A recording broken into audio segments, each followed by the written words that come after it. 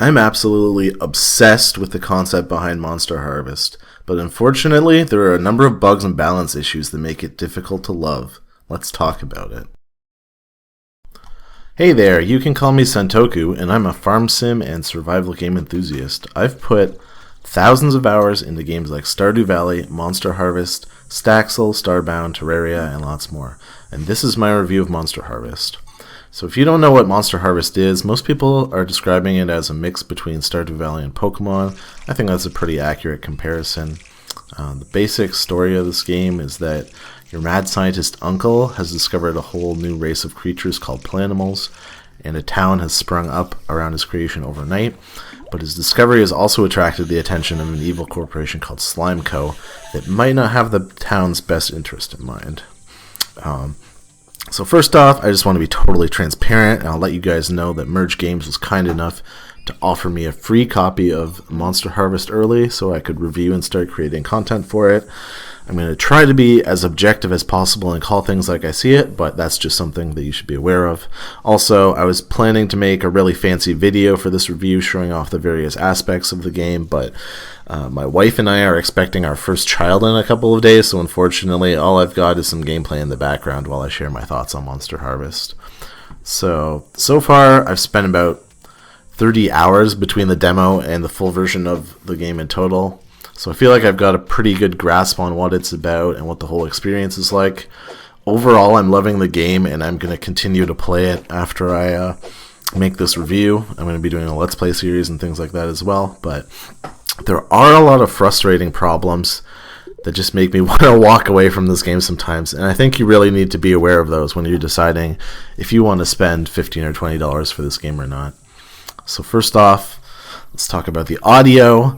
The music in Monster Harvest is awesome. It's probably one of my favorite aspects of the game.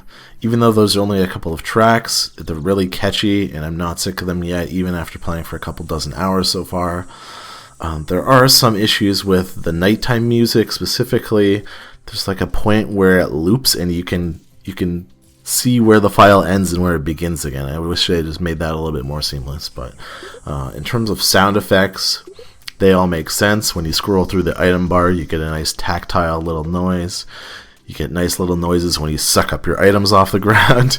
Everything from switching tools to harvesting crops sounds really enjoyable and adds to the game. My one pet peeve for the audio is the incredibly loud and high-pitched cicada noise.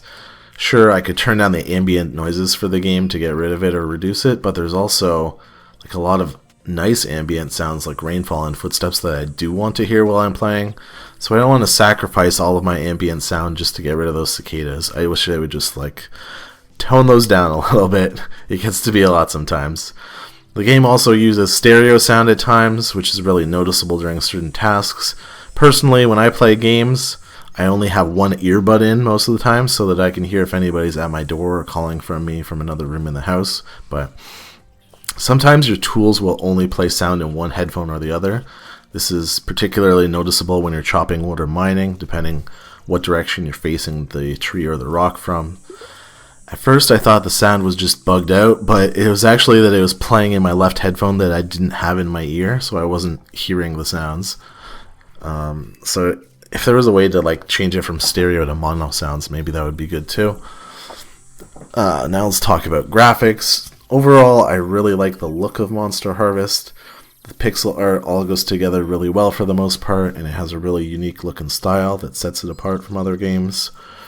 My big complaint is when it comes to the character portraits in the game in terms of graphics. The models of the NPC don't really match up with the close-up of their face when you're talking to them. I'm not sure if somebody different designed the portraits from the rest of the art, but it's got this really weird vibe to it.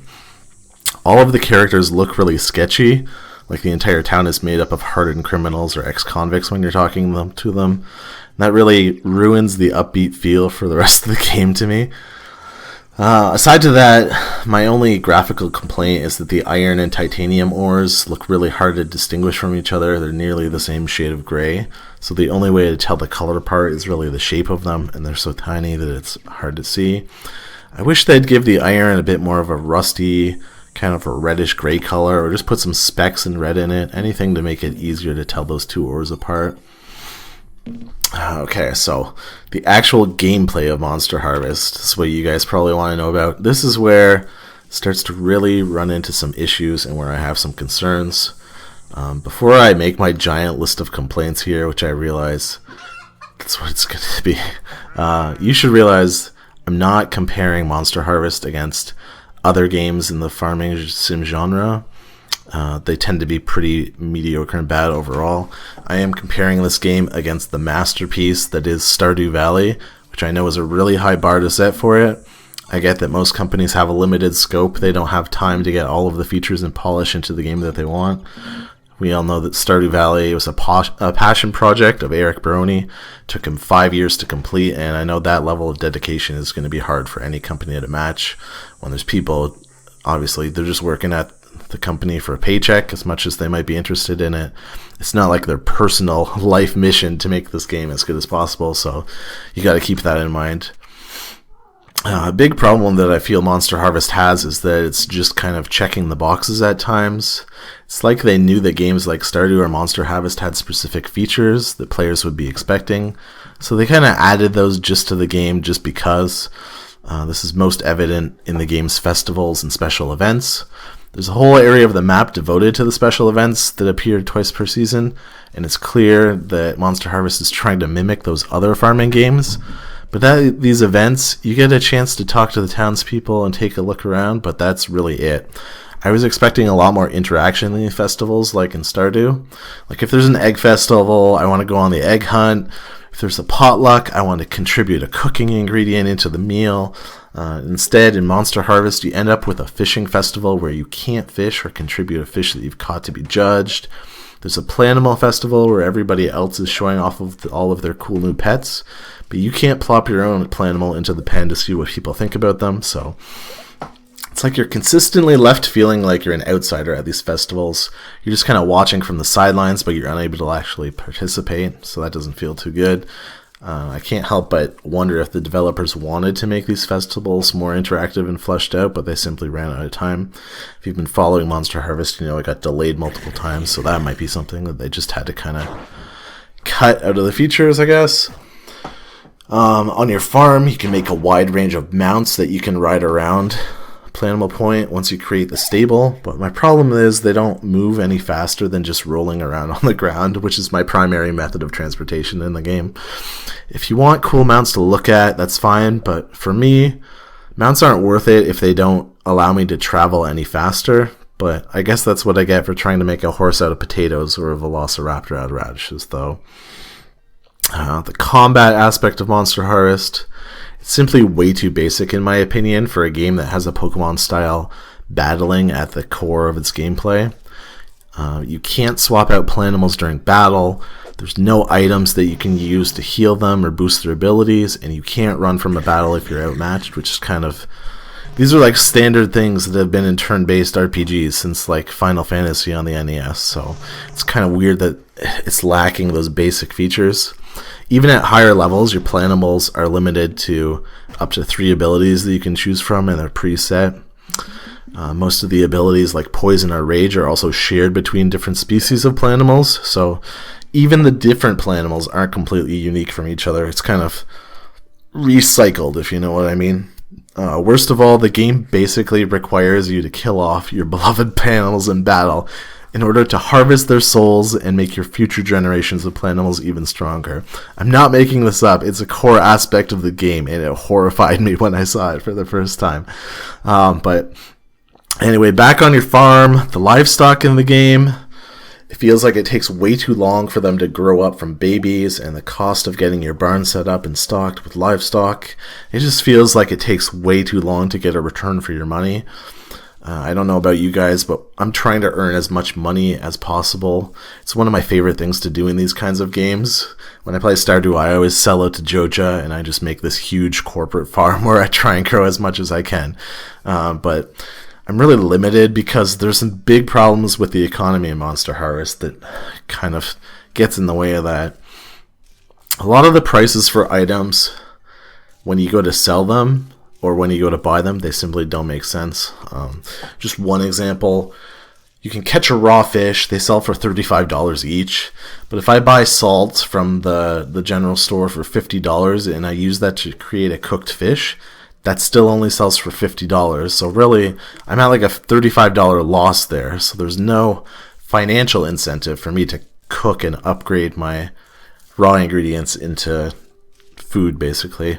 Plus, even if you're using the cooked ingredients for stamina, the cooked fish doesn't restore enough stamina to be worth it. I think it was like, I forget if it was 100 or 50 stamina, but anyways, it works out that I'm better not upgrading my house to add a kitchen at all. Don't even bother cooking. Instead, I would simply buy stamina potions from the doctor in town. While this game was available as a demo, I actually managed to find a phishing exploit that allowed me to earn $50,000 within the first few weeks of the game.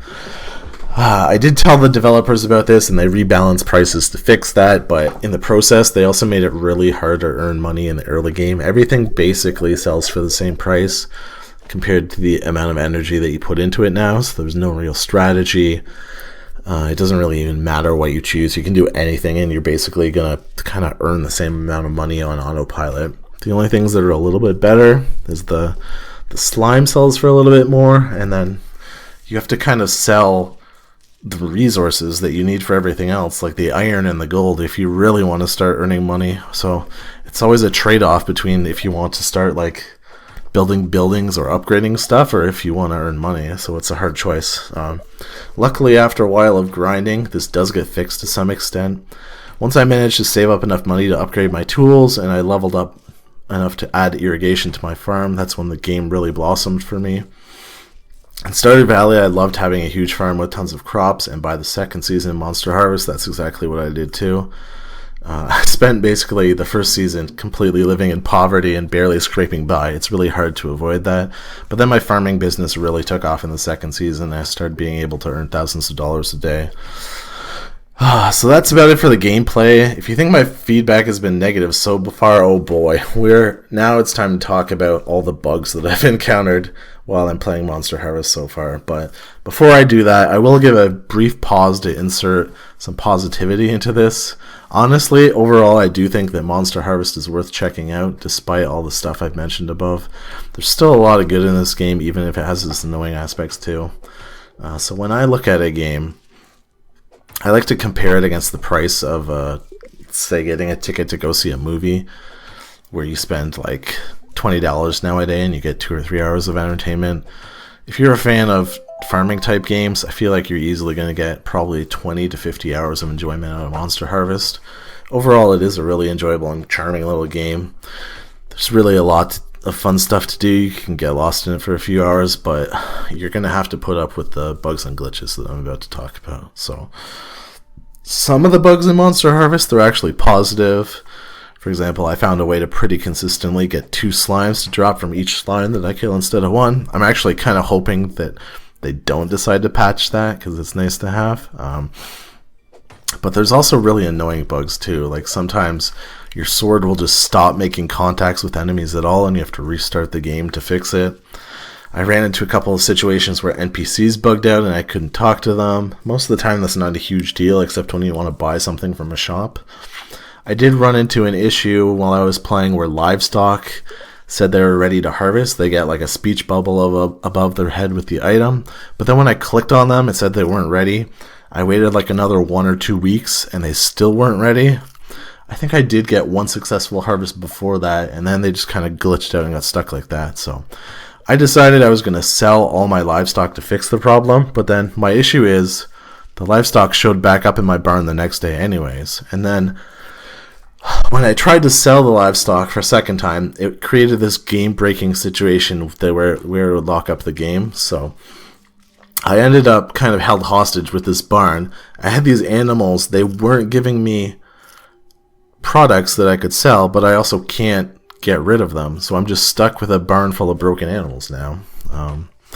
And I guess overall, as your save file Monster Harvest goes on, at times it feels like it's struggling to keep up behind the scenes too. Gradually, the load time between when you get into bed at the end of the day and that end of day screen gets longer and longer.